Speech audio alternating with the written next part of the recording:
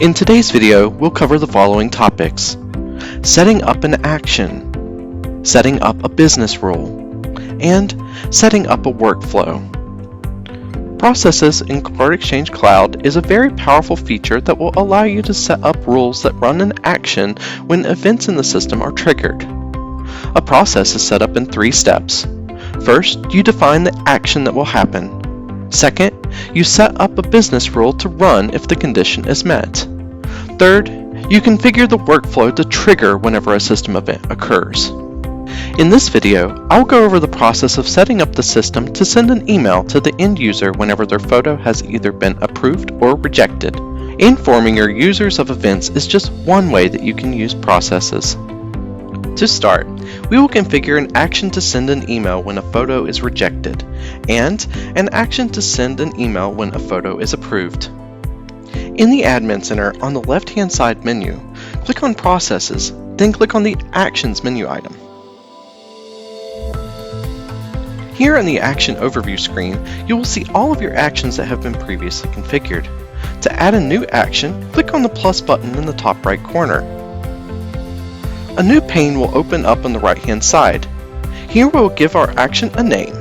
Next, we can choose the type of action we want our system to perform. For example, we wanted to send an email, so we'll select Email from the drop-down box. After changing the type, we'll see the options below change. In the Send To box, we'll need to select who we are going to send the email to. For this example, we'll be sending the email directly to the email address defined in the profile of the end user, so we'll select Profile from the drop-down box. Finally, we can give the email a subject and complete the message that we want to send to the end user.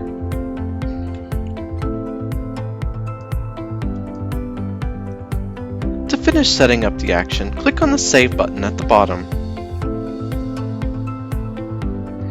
If we want to also add an action for when a photo is approved, we can do so now.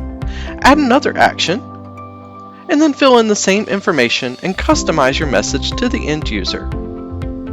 After you've finished adding your approved photo action and filled in all the required information, you can click Save in the bottom to return to the Actions Overview screen.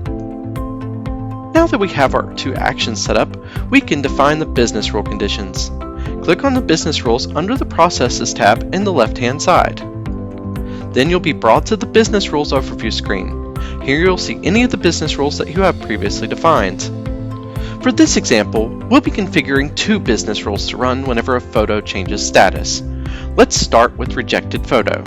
Add a new business rule by clicking on the plus button in the top right corner. Fill in the name and description. Be sure to set the business rule to active. Next, we'll configure the if-then statement. Click on the if statement to expand the menu. Then click on the conditions box to expand and click on Add Condition. Here, we want to run the business rule if the photo status is rejected.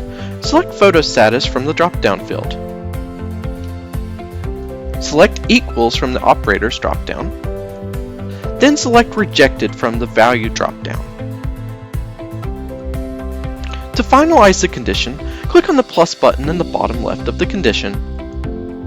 Now let's link the condition to the action. Click on Actions to expand the menu. Then click on Add Action. Select the Rejected Photo action that we set up earlier. Then to finalize the action, click on the plus button in the bottom left corner. Click on the Save button in the bottom to save your changes and return to the Business Rules Overview screen. We also want to send an email whenever a photo is approved. To do this, we'll need to create an additional business rule. Add a new business rule and then fill in the name and description. Be sure to set the rule to active. Then set up the condition. For this rule, the condition needs to be set to when the photo status is equal to approved. Click on the plus button to finalize the condition. Then set up the action to be the approved photo action that we set up earlier. Click on the plus button to finalize the action. Finally, click on the Save button in the bottom to save and return to the Business Rules Overview screen. Now that we have configured our actions and linked them both to the respective business rules, we'll need to configure workflows to define the trigger moment for our business rules to run the actions. Click on the Workflows menu option under Processes in the left-hand menu. You'll be brought to the Workflows Overview screen. Here you will see any of the workflows that you have previously defined.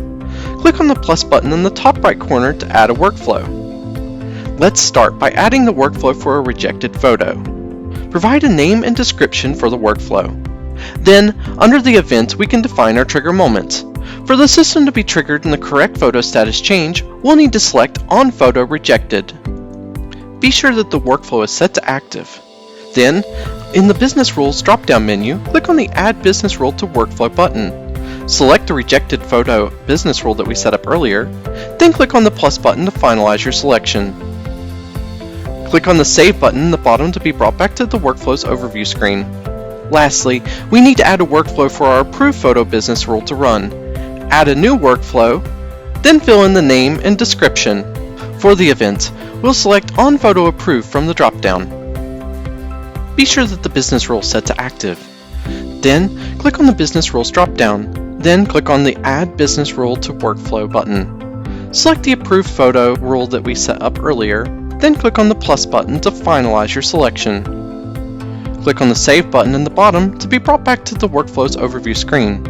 And there you have it. We just configured the system processes such that the system will send an email to the end user whenever their photo is either approved or rejected. Processes can be used in many ways and is key to controlling how your system functions. You can define emails that are sent at trigger moments, but you can also use processes to delete photos after they've been rejected, delete ID documents after the photo approval process, send text messages after a trigger, and even control when your connectors to third-party systems are run.